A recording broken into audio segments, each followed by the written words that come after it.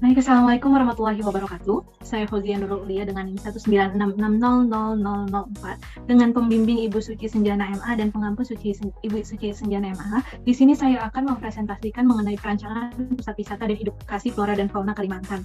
Untuk presentasi kali ini saya berdasar pada laporan yang telah dibuat sebelumnya. Terdapat 3 bab dalam presentasi ini. Yang pertama ada pendahuluan dari mengenai studi awal, nilai-nilai, tujuan dan kriteria desain, ruang lingkup desain. Kemudian ada bab kedua yakni data, mengenai referensi objek desain hingga data tapak. Kemudian ada proses desain, mengenai skema proses desain dan ide dasar desain.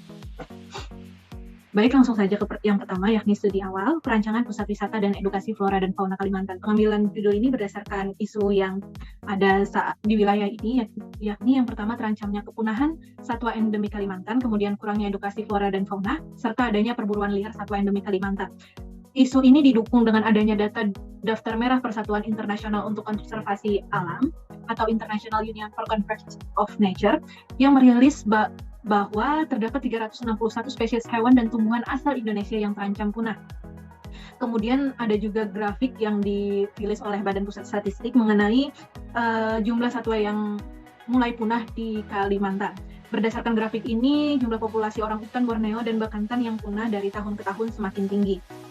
Selanjutnya ada fakta yang mendasari pengambilan judul ini, yakni yang pertama adanya program pemerintah. Program pemerintah ini terdapat program pemerintah mengenai pemanfaatan dan pelestarian flora dan fauna, kemudian ada program pemerintah mengenai peningkatan ekonomi dalam kepariwisataan, kemudian ada juga program pemerintah mengenai pembangunan berkelanjutan.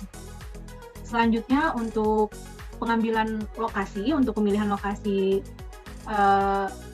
judul ini dipilihlah Kota Banjarbaru karena yang pertama adanya penetapan Kota Banjarbaru sebagai ibu kota provinsi sesuai dengan Undang-Undang Provinsi Kalimantan Selatan Bab 2 Pasal 4 yang ditetapkan pada tanggal 18 Februari 2022 yang menyatakan Kalimantan Selatan, ibu kota provinsi Kalimantan Selatan berkedudukan di Kota Banjarbaru. Selanjutnya, Banjarbaru memiliki jumlah wisatawan terbanyak pada tahun 2021. Hal ini dibuktikan dengan adanya tabel jumlah wisatawan Kalimantan Selatan yang dirilis oleh web pariwisata kalsel.id mengenai kunjungan wisatawan tahun 2021. Kota Banjarbaru memiliki jumlah wisatawan terbanyak yakni 601.727 wisatawan Nusantara dan 2.618 wisatawan mancanegara. Selain itu juga Kota Banjarbaru merupakan tempat tujuan wisata daerah karena memiliki berbagai macam wisata. Selanjutnya, perancangan pusat wisata dan edukasi flora dan fauna Kalimantan ini menjadi solusi dalam mengatasi dan menanggapi beberapa isu dan fakta yang telah ada. Perancangan ini dapat dijadikan sarana rekreasi dan edukasi mengenai flora dan fauna yang ada di Kalimantan sehingga wisatawan dapat mengetahui dan memahami flora dan fauna Kalimantan serta dapat melestarikan flora dan fauna Kalimantan yang terancam punah.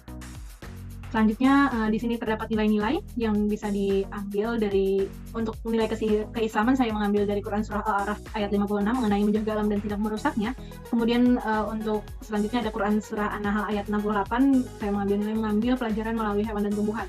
Selanjutnya ada juga nilai sosial budaya, yang mana adanya kepercayaan yang tumbuh di area, di daerah, mengenai penebangan pohon. Di sini kita dapat mengambil nilai bahwa tidak berperilaku semena-mena terhadap alam. Kemudian ada juga tatangar, yakni nasihat dari orang yang lebih tua ke orang yang lebih muda di Kalimantan Selatan mengenai menjaga kelestarian alam, memperhatikan pertanda alam untuk mencari nafkah, memanfaatkan alam untuk kesejahteraan serta kasih sayang kepada makhluk hidup. Selanjutnya adanya tujuan desain di sini terbagi menjadi 4 kategori. Yang pertama ada edukasi, memberikan edukasi terhadap masyarakat mengenai flora dan fauna Kalimantan. Selanjutnya juga ada pariwisata, yakni menambah destinasi wisata daerah. Kemudian ada tujuan perekonomian, meningkatkan perekonomian lokal dan daerah. Kemudian ada tujuan lingkungan, membantu dalam pelestarian lingkungan.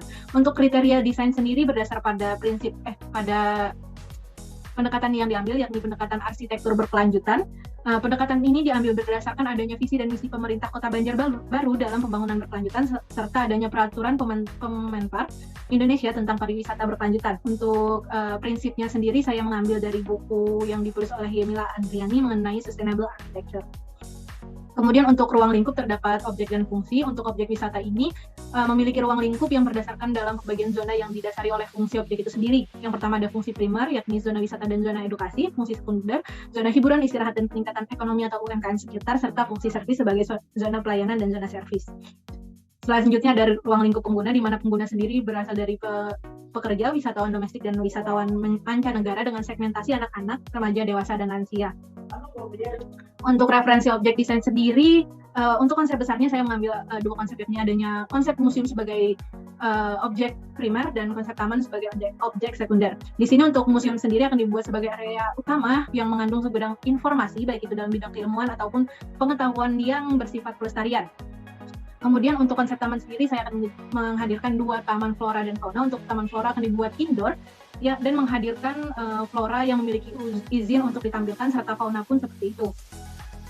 Selanjutnya untuk referensi objek desain, standarisasi ruang berdasar pada ruang yang menjadi fasilitas perancangan objek wisata dan edukasi flora dan fauna Kalimantan berdasarkan fungsi yang telah ada. Jadi untuk ruang sendiri di breakdown dari fungsi-fungsi yang ada. Selanjutnya untuk referensi objek desain berupa flora dan fauna Kalimantan, di dalam buku Atlas Sebaran Flora dan Fauna di Indonesia, Kalimantan memiliki 131 flora dan fauna endemik yang diklasifikasikan berdasarkan provinsi tempat ditemukannya. Untuk flora dan fauna yang akan hadir di dalam perancangan, untuk di bagian museum akan menghadirkan seluruh flora dan fauna Kalimantan yang terdata pada buku atlas tersebut dalam bentuk penyajian berupa poster, replika, audiovisual, dan bentuk pengawetan dari flora dan fauna, serta bentuk penyajian lain yang menarik.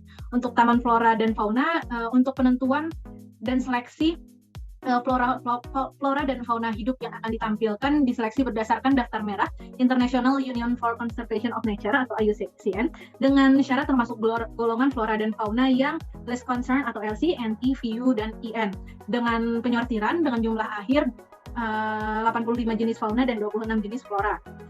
Selanjutnya ada referensi pendekatan desain. Di sini saya mengambil arsitektur berkelanjutan yang mana berdasar pada bukunya Yemila Adriani mengenai Sustainable Architecture. Di sini terdapat 9 prinsip arsitektur berkelanjutan, yakni ekologi perkotaan, strategi energi, air, limbah, material, community neighborhood, strategi ekonomi, pelestarian budaya, dan manajemen operasional.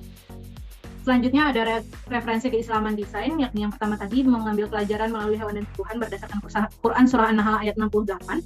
Di sini dalam penerapan dalam desainnya membuat rancangan bangunan yang penuh akan informasi, kemudian memberikan kenyamanan dalam pencarian informasi, serta memberikan kenyamanan kepada flora dan fauna sebagai objek informasi sesuai dengan standar dan peraturan yang ditentukan. Selanjutnya untuk menjaga alam dan tidak merusaknya sesuai Quran Surah Al-A'raf ayat 56, untuk penerapan dalam desainnya berupa membuat rancangan yang dapat menanggapi permasalahan lingkungan dan isu tapak, kemudian membuat rancangan yang tidak merusak lingkungan, membuat rancangan yang berkelanjutan, serta rancangan dengan dapat digunakan secara kontinu. Untuk studi per resident sendiri saya mengambil 5 objek, yakni yang pertama untuk California Academy of Science, ada Natural History Museum of Utah, kemudian ada Shanghai Natural History Museum dan Paris Zoological Park serta River Safari, di mana dari setiap presiden ini memiliki hikmah di bidang objek, pendekatan, dan nilai keislaman. Selanjutnya ada data kawasan, di mana lokasi tapak berada di Desa Guntung Manggis, Kecamatan Landasan Ulin, Kota Banjarbaru, Kalimantan Selatan, dan sesuai dengan RT RW Kota Banjarbaru, tapak berada di kawasan pelayanan pemerintah dan kawasan pariwisata. Untuk aksesibilitasnya, tapak dapat diakses melalui jalan kolektor sekunder. Selanjutnya untuk lokasi spesifik tapak, pada data tapak berada di Jalan Palamse Ranca RT 1, Guntung Manggis, Kecamatan Landasan Ulin, Kota Banjarbaru, Kalimantan Selatan, dengan ukuran tapak 8,3 hektar. Kemudian untuk kondisi existing sendiri, tapak masih berupa tumbuhan, rimbun akan tumbuhan atau bisa tergolong dengan hutan, dengan ada salah satu bangunan terbengkalai di atasnya. Selanjutnya ada juga data kekuatan, kelemahan, peluang, serta ancaman pada tapak, kemudian topografi dan jenis tapak, serta utilitas air bersih, drainase, listrik, dan sinyal pada tapak.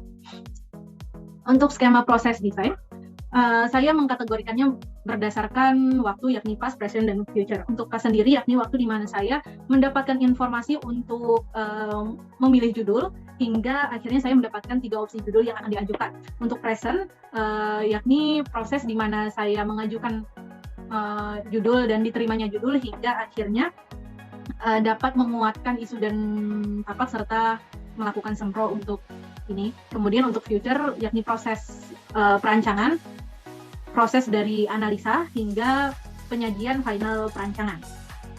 Selanjutnya ada tagline. Di sini saya mengambil tagline A Welfare Living, di mana A Welfare Living sendiri memiliki makna di mana sebuah kesejahteraan mengenai kehidupan dalam jangka panjang. Kehidupan yang dimaksud merupakan objek hidup maupun objek yang mewadahi kehidupan yang ada pada rancangan. Jika diaplikasikan dalam perancangan, maka perancangan yang memiliki keberlanjutan yang tinggi sehingga dapat memberikan keselamatan dan kesejahteraan bagi objek, pengguna, dan lingkungan perancangan tersebut. Selanjutnya Saya juga mengambil 5 prinsip di sini, yakni yang pertama ada welfare on nature, yakni menanggapi isu tapak dengan baik, penggunaan material yang tidak merugikan alam, dapat menyatukan suasana alam pada perancangan. Kemudian ada welfare on energy, di mana pengguna energi yang terbarukan, menggunakan energi yang sudah ada pada alam, serta penggunaan energi yang efisien. Kemudian ada welfare on culture, di mana adaptasi terhadap kultur daerah yang ada, menggunakan material-material khas daerah. Kemudian ada welfare on economy, yakni penggunaan material yang ada di sekitar, kemudian pemberian area untuk peningkatan ekonomi lokal. Serta ada welfare on each other, yakni memberikan kenyamanan terhadap pengguna perancangan dan sesuai dengan standar, tidak memberikan dampak negatif terhadap alam, bangunan, ataupun lingkungan sekitar. Selanjutnya di sini ada sketsa yang saya buat berdasarkan pada tagline dan prinsip yang telah saya buat. Sekian dari saya, selagi mohon maaf. Terima kasih. Wassalamualaikum warahmatullahi wabarakatuh.